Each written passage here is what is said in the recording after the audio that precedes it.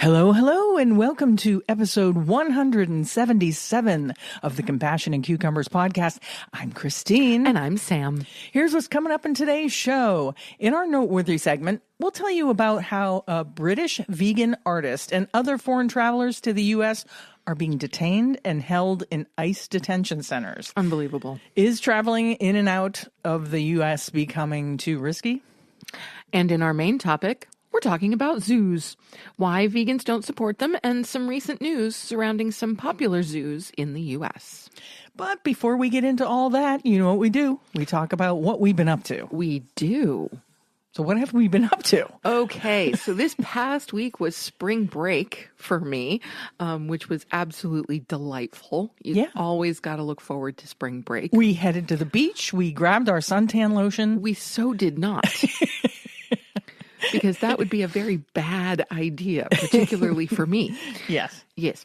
No, but as a Christmas gift, Christine actually reserved for us a little cabin in the middle of nowhere. Yeah. Which was absolutely awesome. It was just about an hour from where we live, a little more than an hour from where we live. Yeah, not too far. Yeah. So on Tuesday afternoon, we headed out to this little cabin and we basically just hunkered down and hung out for a few days. Yeah, we just used it as some relaxing quality time. Yeah. Without the usual stuff that goes on when you're at home. Yeah, usual distractions and all of that. Yeah, and you get out of your usual routines of what you do. So I think it was a really good time. Yeah, so we got there, and of course Tuesday for me was reserved almost exclusively to the reading of the new installment in the Hunger Games series. Oh, yes. Sam retreated to, there was a cute little loft bedroom in this cabin. She immediately retreated to the loft with her e-reader and with my book and some iced tea. Yep. And there I stayed for most of the evening outside of dinner. It's true. She did come down for dinner. Yes, I did.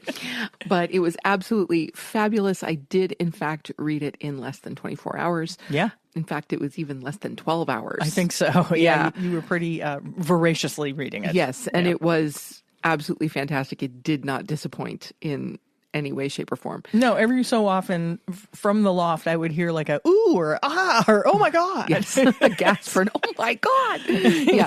Yeah. I get into my books. Yeah. Yes. Yeah, she's into that Hunger Games series. So we had a really good time at that cabin. We stayed in the cabin. We brought groceries. We cooked there. We, like Sam said, we hunkered down and just had a really nice, relaxing time away from our usual schedules. Yeah, it was really great. It was a good time. Yep.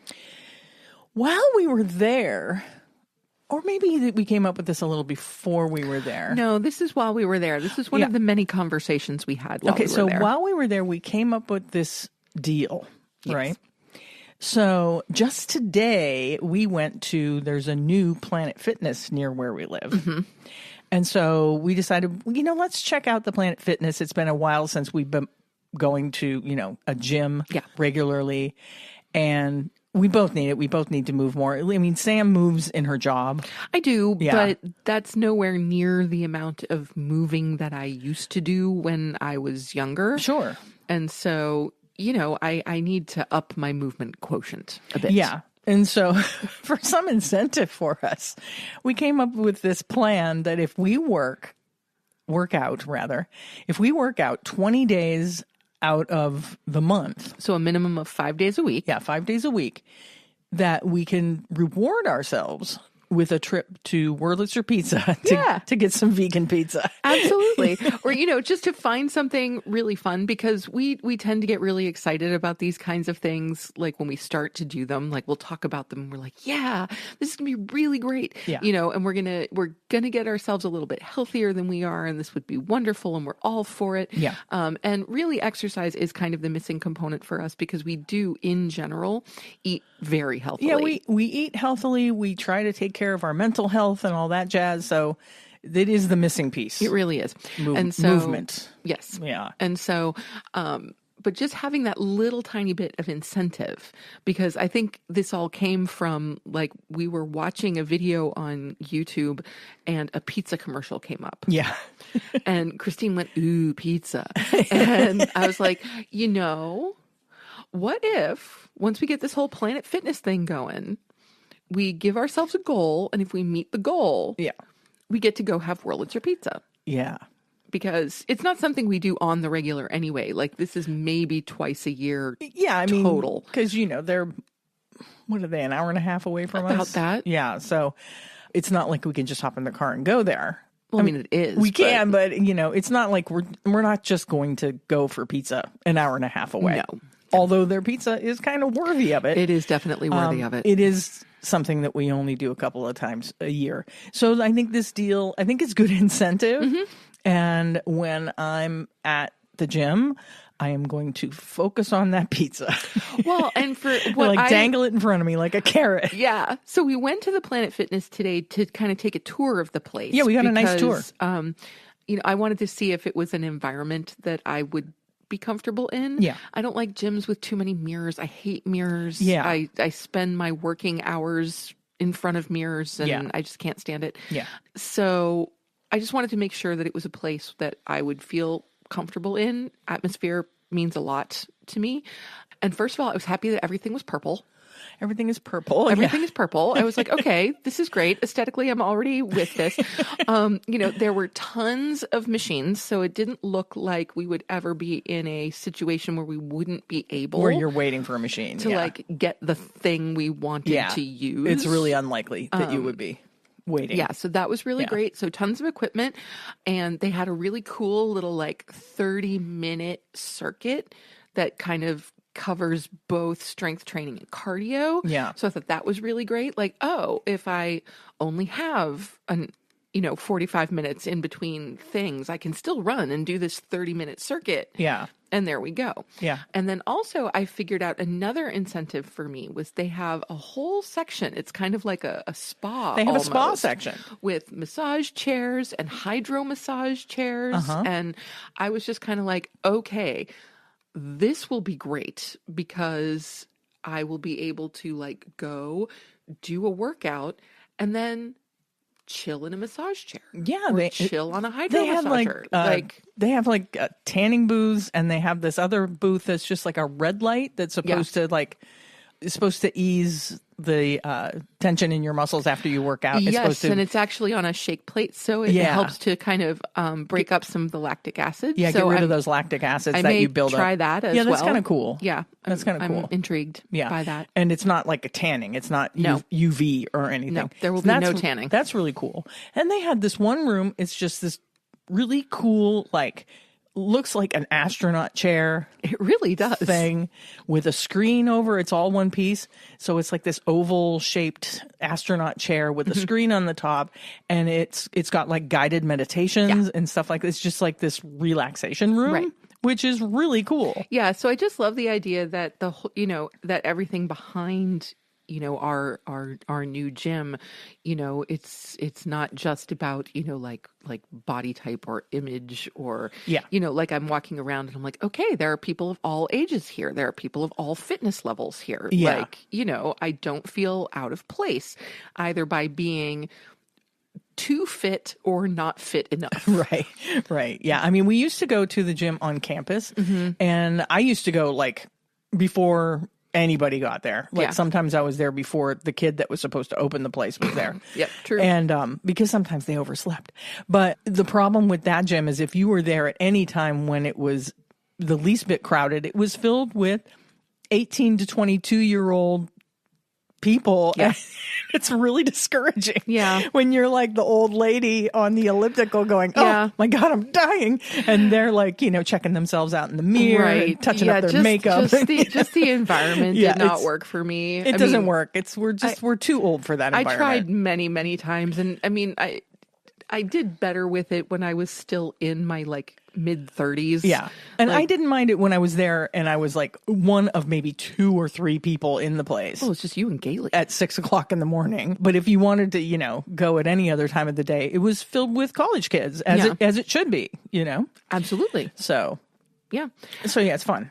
So we've found a new gym, and we're all excited because we've decided that our first foray to the gym to actually work out should be together. Yeah. So we're going Tuesday. So we're going Tuesday after work. Yeah. Which I'm really excited about. And then, once we kind of get accustomed to the whole place, we'll figure out if, is this a workout together day, or does Christine want to go in the morning and Sam wants to go after work? Because for me, sometimes, especially like we're getting into late night season for me, where I have later meetings or later rehearsals, and then there's tech week. Yeah. So first thing in the morning might not be cool. So first thing in the morning is cool not for you. Yeah. the best for me. Yeah. Hopefully we can get into kind of a groove that'll set us up really, really well for summer. Yeah. I hope it sets us up for success. Yes. Yeah. Yeah. So next time you see us, we should be buff and beefy. Buff and beefy? We'll probably be neither of those things. But we'll be healthier. And so not vegan. Beefy. So you know not what? vegan. I didn't mean it that way. I know. But still, just putting it out there. Okay. Enough about the gym. Yes. On the outline, I also have, under the things that we've been up to, cats who hold grudges. Yes. So last week, I had to bring one of our cats, Chirpy, he is so smart. I know every pet owner and parent says the same thing about their pets or child, but he is exceptionally intelligent. He's part Manx, we're pretty sure, and part Norwegian forest cat. we're not sure about that. But he has no tail, like not even a nub. Just he has no tail. No tail. He's fluffy, and he's built like a corgi, really close to the ground. Short, anyway, stumpy legs, kind of boxy. Yeah. He's adorable. But he's also very fluffy. He has a mane, and he's adorable. a floof. But it was time for his annual checkup and his boosters. So I put him in the carrier. We rounded him up. They hear that carrier and they run and hide. It's true. So it's time to get a soft carrier that doesn't make noise. I think so too. Anywho, we get him into the carrier, which is part of the battle. And then the whole way there, luckily it's not that far, he makes this so forlorn sounding cry. It is truly pathetic. It's really makes you so sad. And I'm like, I'm sorry. I know you're okay. It's going to be fine. He's always good at the vet because he's terribly frightened. Right. He doesn't want to be there. He just kind of shoves his head into my chest or stomach as I'm standing and he's on the exam table. And then so we bring him home and he always immediately runs and hides like under the bed or under a chair. Yeah. Which Which he did for a week. Yep. He is just today is Sunday. This was Monday. He just today started coming out and being, the least bit normal. Well, he started forgiving us a little bit yesterday. Yeah. A little bit. Yeah. But he's still unsure his if he normal should self. trust us. Right. But then, this morning I wake up and Chirpy is at Christine's feet and Carl is at my feet. And, it seems like everybody's back he's to... convinced himself that we're not going to scoop him up and take him to that terrible place again. Right. Until next year. Yeah. Yeah. But no, I think that's a really good idea about the soft carrier. Yeah. Because they hear that carrier they know what it sounds like. Yeah. Like the little door on it, they know what it sounds like. And they run and hide. They're like, oh no, we're going to that place. We don't like that place. So yeah, I think it's time to invest in a good soft carrier that doesn't make as much noise. And I think they'll be more comfortable in a soft carrier too. They will. It's more like being in a suitcase. Yeah. You know what I mean? And or they a love duffel sitting bag. in my suitcase while I'm packing to go somewhere. So, hey. Yeah. So, you know what? If you have experiences like that with your animals after they go to the vet, let me know. I'm curious to see if other animals hold grudges or lose trust after a vet visit, because it's concerning. I feel so bad, I feel really bad about it. I'm like, I'm so sorry I traumatized you and, all that jazz. Anyway, so that's pretty much all we've been up to. Yeah, that's about it. Yeah. So let's just jump into our noteworthy segment. Let's do it. So travelers in the U.S. are being sent to ICE detention centers. This is the world we're living in now. It is. And this is coming from thedailymail.com. And this article gives us the shocking reason that a British vegan artist was hurled in ICE custody as the United States' closest allies issue travel warnings. And I actually saw that on YouTube this morning, the announcement that the UK is issuing a travel warning. As are for many the other US, countries. As Yeah. are many other countries. A British artist was thrown into ICE custody after accepting lodging in exchange for work, violating her tourist visa waiver in the process. Becky Burke, 28, was handcuffed and taken to a detention cell in Tacoma, Washington on February 26th and is now back in the UK following the ordeal.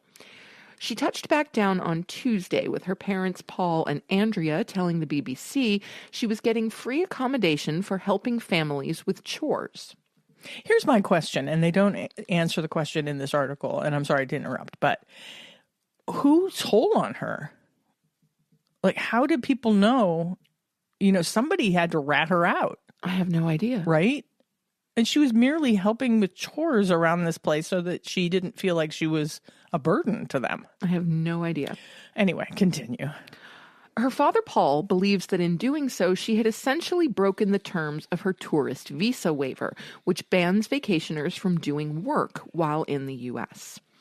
U.S. State Department guidance says that those on visitor visas are prohibited from carrying out employment while in the U.S. Burke had been classified as an illegal alien after she attempted to cross the border into Canada with an incorrect visa. The vegan comic book artist was then detained after trying to get back into the U.S., where she had spent the last few months traveling. On Thursday, the UK increased its travel warning for those looking to enter the U.S. as the Trump administration continues to crack down on immigration, with tourists among those affected. So maybe what happened, I can only guess because it's not very detailed, is when she came back from Canada into the U.S., they questioned her where she was staying and how she was paying for it. Maybe she outed herself by saying, I'm staying with these people and I just help them with chores or whatever. And then they were like, oh, look, here's an opportunity to slap handcuffs on somebody and send them to a detention center because she's working and she only has a tourist visa. Right. And so I remember when I went to Wales for my sabbatical, I did have a semi-scary moment at the Dublin airport because I was transferring from Dublin to a flight to Cardiff.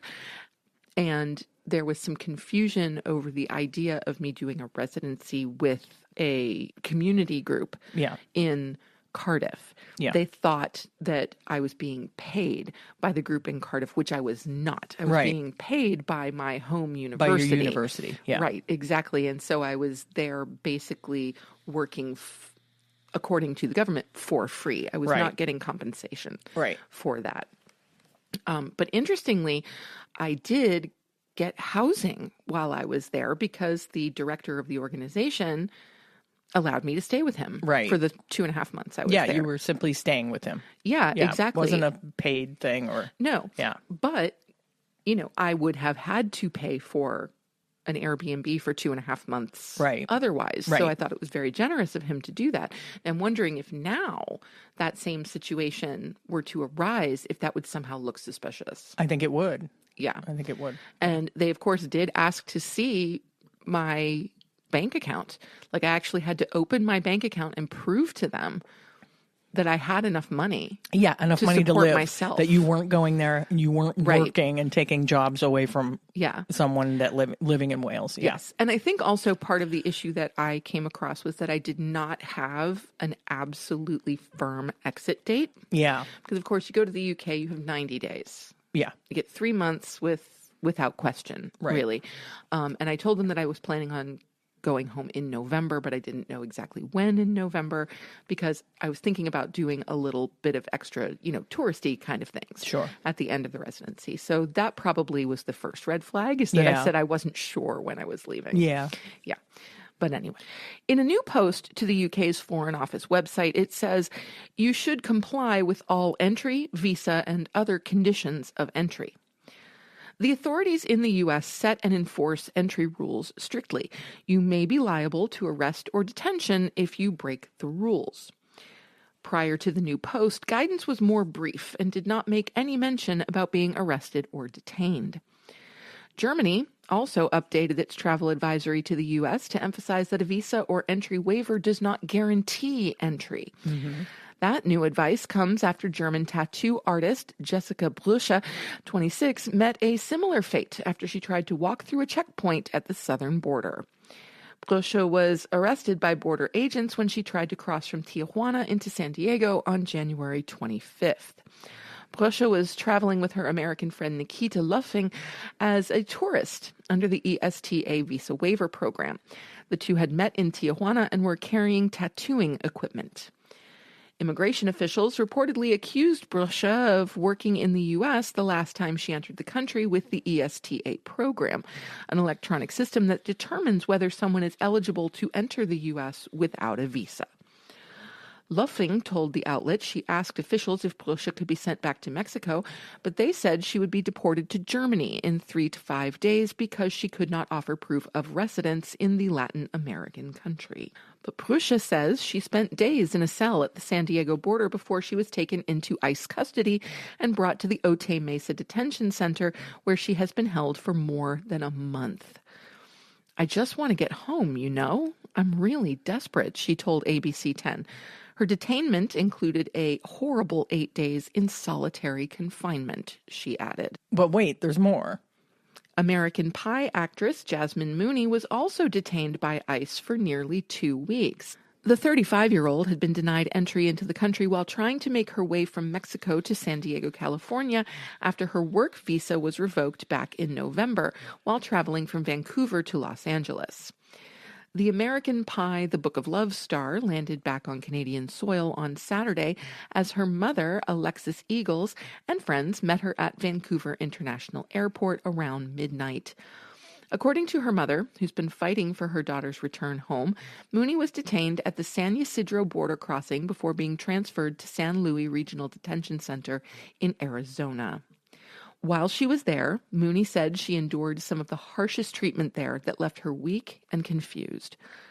After being arrested and taken to the detention center, Mooney was featured in an emotional interview with ABC 10, where she sobbed, describing the conditions she and other women faced.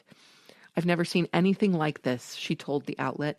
"I feel like we have been kidnapped and we are in some sort of insane psychological social experiment." Welling up, Mooney added, "I really want to be a voice for the women in here because what is happening is so unjust, and I know that there's a better way to do this." She also noted how her time in custody made her severely confused. "It's been 11 days now, and I have no idea what is going on. They don't tell you anything, and I've lost so much weight. I'm truly physically weak." The rise in tourists being detained was greenlighted by President Trump as part of his Securing Our Borders executive order signed hours after the inauguration. So yeah, it is becoming increasingly scary to move in and out of the United States. Yes, it is. And if you've ever seen any footage of what those detention centers are like, what that actress was talking about is what's going on. They put you in a large room with a bunch of bunks and a bunch of other people. They give you no information. They don't let you, it's not like jail. You don't get to call a lawyer or whatever. Right. You're stuck there with no information, not knowing how long you're going to be there. And they just tell you to sit down and shut up until people can figure things out for you. Right. You have very limited contact with the outside world, and it's very scary. Yeah. So we were going to travel this summer to Germany, and we've decided we're not going to risk it. No. Not so much going to Germany, but coming back. Yeah. You know, that's what I'm concerned. I'm even concerned about if we want to take a trip up to Toronto or Niagara Falls. Right. Are we going to have issues coming back over the border? Because I'm hearing stories about people having issues with U.S. Customs. They're going through people's phones. If you have any like anti-Republican rhetoric in your email, if you have memes or anything against President Trump, they're detaining people. I mean, they could go so far as if you do something as benign as subscribing to moveon.org. Right. They can, it's up to them. The immigration law is not like normal law. Right. They can get away with a lot legally, believe it or not. They can take your phone. They can take your phone and not give it back to you. people are recommending that if you are traveling in and out of the U.S., that you buy what they call a burner phone, Right. which is like a untrackable, like go to Walmart and pick up a phone and where it's like pay as you go kind of thing. And, don't bring your own phone. If you do bring your own phone, delete any sort of social media, delete anything that might be construed as anti-Trump off of your phone. And it's just scary stuff. Yeah. Right? Yeah. So we are unfortunately not making our trip to Germany. We're not. And I think a lot of people are canceling travel plans. Yeah. It's just getting too risky. And part of me is like, that's what they want. Right. They want us to be afraid. Yes. They want us to be afraid to move about the country or the world. And, but another part of me is like, yeah, but I don't really want to risk us ending up detained or separated or, No. you know what I mean? Absolutely not. It's too scary. So I think we're going to sit tight, and I kind of recommend that's what people do until we can figure out what's going on in the world. Yeah. Let's move on to our main topic.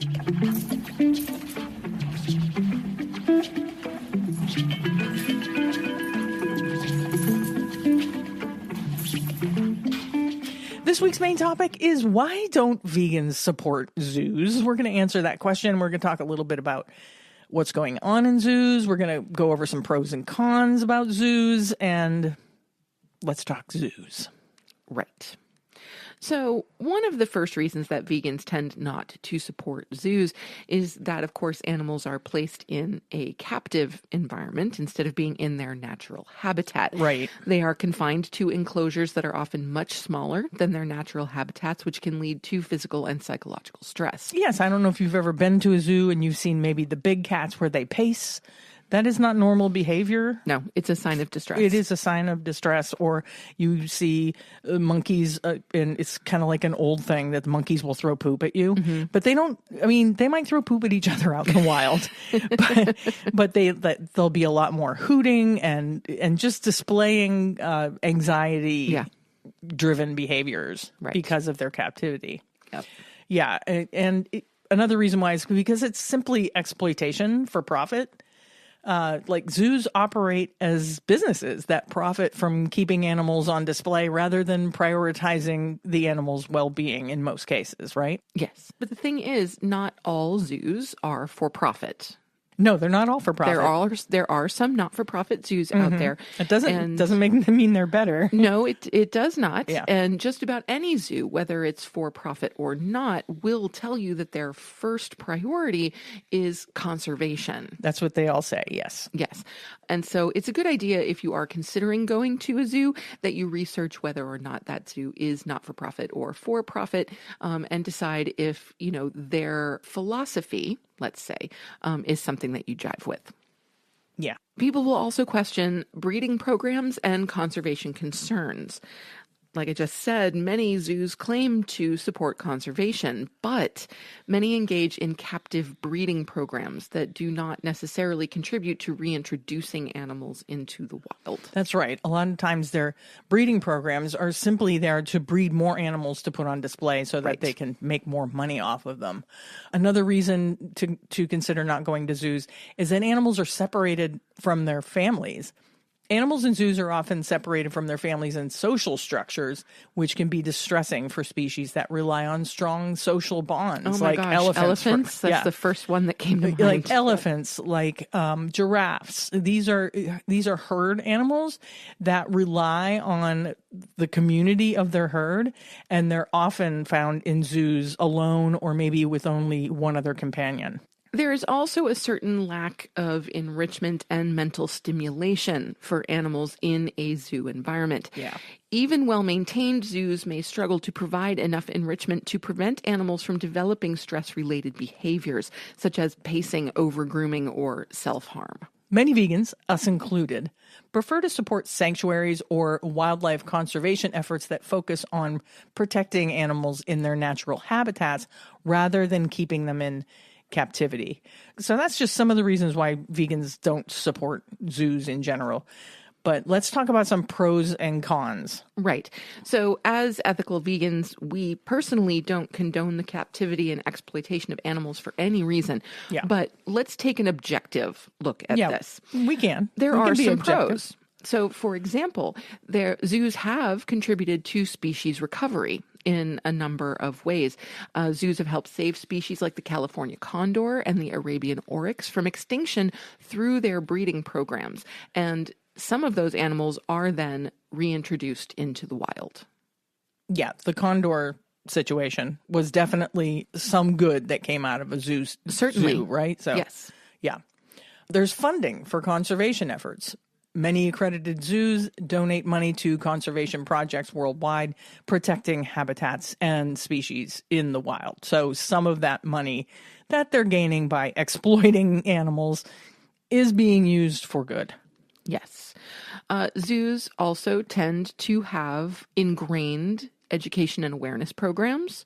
So they expose people to animals that they might never see otherwise, which can certainly foster appreciation and even advocacy for wildlife protection. That's true. Like inner city youth. Absolutely. They may never have an opportunity to see a rhino in the wild or an elephant in the wild. But still, personally, I don't think that's an excuse to keep those animals captive. I think there are ways to educate and enlighten inner city students about wildlife that they don't come across in their day-to-day life without actually exploiting and holding captive those animals. Yes, I agree. There's research opportunities with some zoos. Scientists study animal behavior, genetics, and disease in some zoos, which can help with conservation strategies in the wild.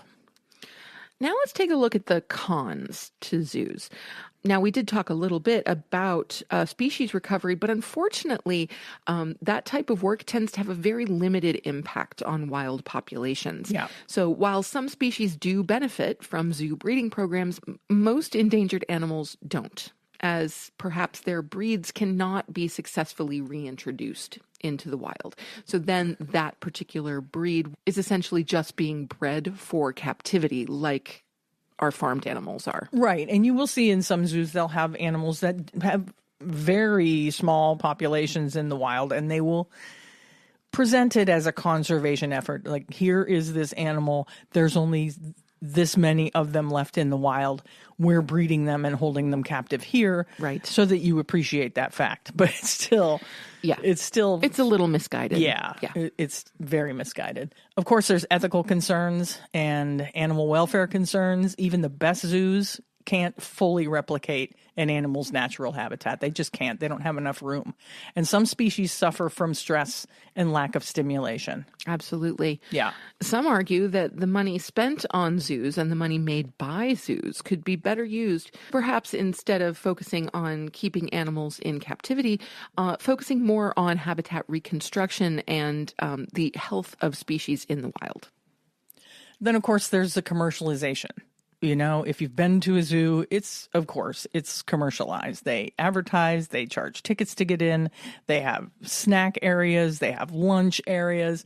Not all zoos prioritize conservation. Some operate mainly for profit and some operate only for profit with inadequate conditions and minimal contributions to conservation efforts. And I would say that the majority of zoos probably fall under that. That is likely true. Yeah. Now we're going to talk a little bit about some recent issues that were found in some zoos across the U.S. Recently, the Los Angeles Zoo was named the worst zoo for elephants, and advocates are rallying to free Billy and free Tina. For the second year in a row, the Los Angeles Zoo has earned the dubious distinction of being ranked the #1 worst zoo for elephants by the animal advocacy group In Defense of Animals.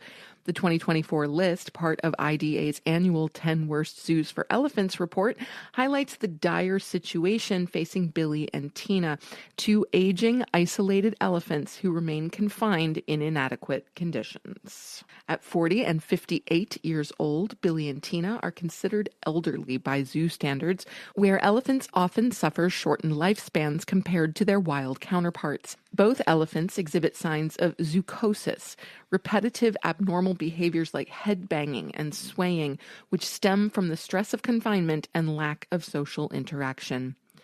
Their 1-acre enclosure, a fraction of what they would roam in the wild, provides neither physical stimulation nor mental enrichment. Forced to live on hard surfaces that damage their feet and joints, they have no access to foraging, companionship, or natural behaviors that define elephant life. Animal rights advocates argue that Billy and Tina's conditions are not just substandard, they are cruel. Past lawsuits, including one filed by David Kesselman, have challenged the zoo's treatment of elephants, but the campaign has now reached a critical point. "We must act now to free Billy and Tina," said Courtney Scott. "They exemplify the suffering of elephants who age out in zoos. It's time to offer them sanctuary and peace before it's too late." This marks the 9th time the Los Angeles Zoo has been named on IDA's worst zoo list since its inception in 2004. Despite years of public pressure and mounting evidence of harm to its elephants, the zoo has not committed to relocating Billy and Tina.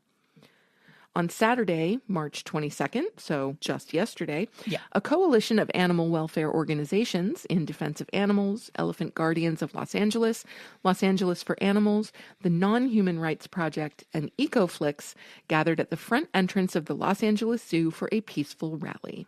The event, which was scheduled from 10 to noon, aimed to raise public awareness and demand the release of Billy and Tina to an accredited elephant sanctuary where they can live out their remaining years in dignity and peace. And there is an elephant sanctuary in, I believe, Tennessee. Yes. And what I love about, and I think we've talked about this sanctuary in the past on the show, is that you have no access to the animals. Right. You can go there and they will walk you through like an educational presentation and all that, but they don't have where you can go and spend time with the elephants, because that's not why they're there. Right. They're there to allow these elephants to roam free on their acres and acres of property and live out their lives in a way that's similar to how they should have been living the beginning parts of their lives. And most of those animals did come from zoos, circuses, traveling acts and things like that. So it's a wonderful organization, the Tennessee Animal Sanctuary, if you're interested in helping elephants.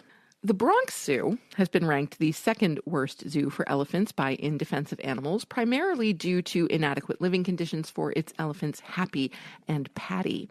Activists argue that the enclosures are significantly smaller than their natural habitats, leading to health issues such as chronic stress and arthritis. There's been security breaches. In 2023, the Dallas Zoo experienced multiple security incidents, including the escape of a clouded leopard due to deliberate enclosure tampering, intentional cuts in a monkey exhibit, the suspicious death of a vulture, and the theft of 2 emperor tamarin monkeys. These events raise serious concerns about the zoo's security and their animals' safety. And it seems that all too often zoos come with animal abuse allegations. Yeah. The Holtzville Wildlife and Ecology Center in Long Island faced allegations of severe animal neglect, including the drowning of a mountain lion and the disappearance of an eagle.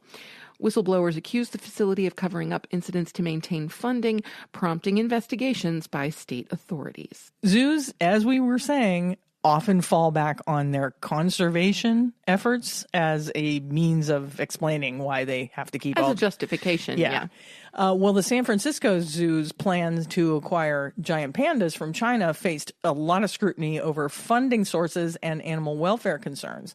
Critics argued that the resources should focus on improving existing facilities rather than acquiring new animals, especially given historical financial losses associated with hosting pandas. And to me, it's kind of like, who cares about the financial losses? It's not good for the pandas. Right. Leave the pandas where they are. Yeah. They're happy at home. So those are just some of the reasons why vegans, and us included, yes, and most vegans, I would venture to say that most vegans will say we don't support zoos. Yes. We don't support the confinement and the exploitation of animals. That's correct. So if you do go to zoos, keep that in mind before you do go. And maybe don't. Maybe just don't go. There are other ways to spend your time. There are other ways to educate kids about wild animals that don't, support that confinement. Let's move on to our assignment restaurant, SOS.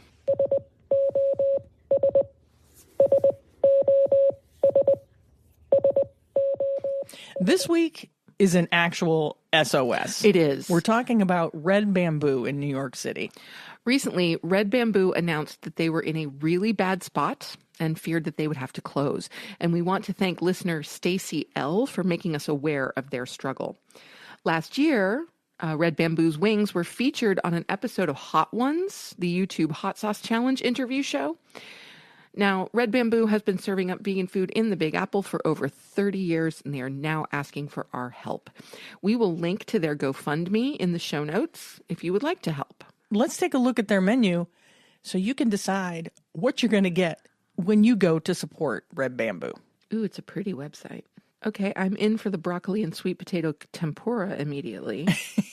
Oh, so lovely.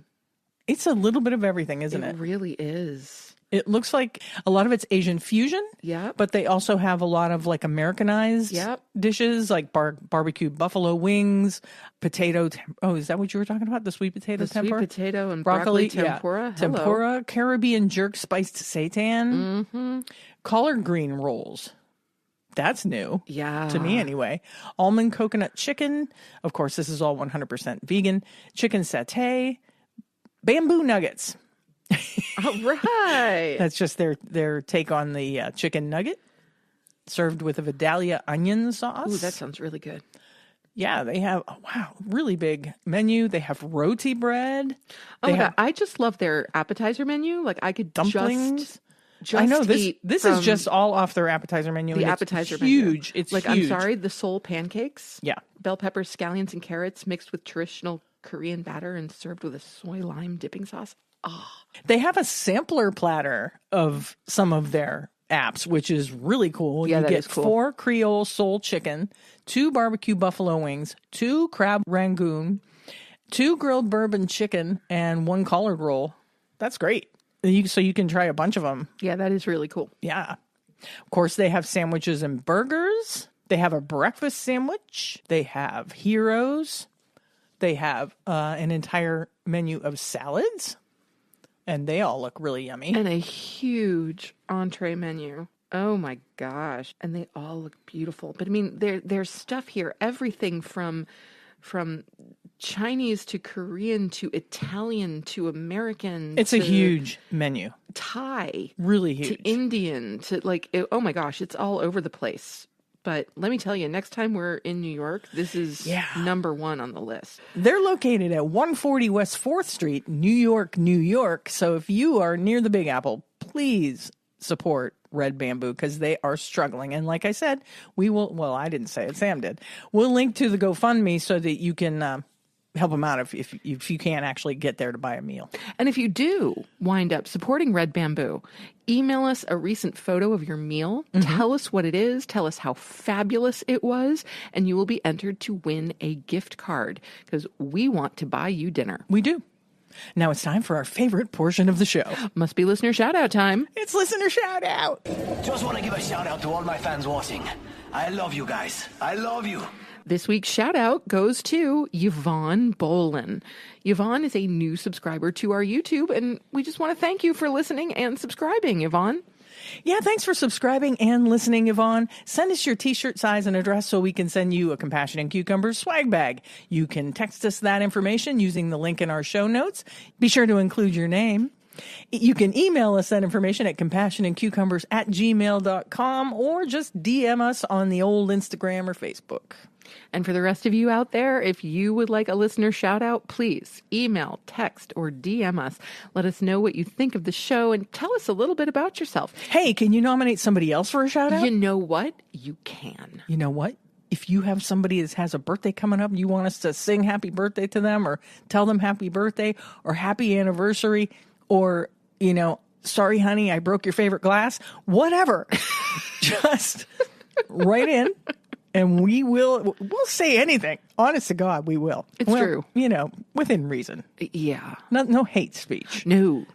But seriously, if you need us to break the news to somebody about something, we'll do it. All right. Would you like to wrap this up? It is time to wrap this baby up.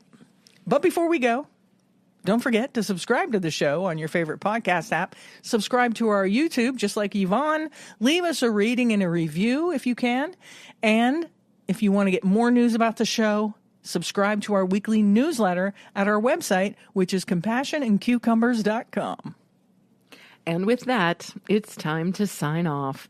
You have just listened to episode 177 of the Compassion and Cucumbers podcast, and there's nothing left to say, but where cukes and compassion are always the fashion. On the podcast. Thanks, James. Have a great week, everyone. We'll talk to you next Tuesday. We love you. We do. Take care of yourselves. Bye-bye. The end.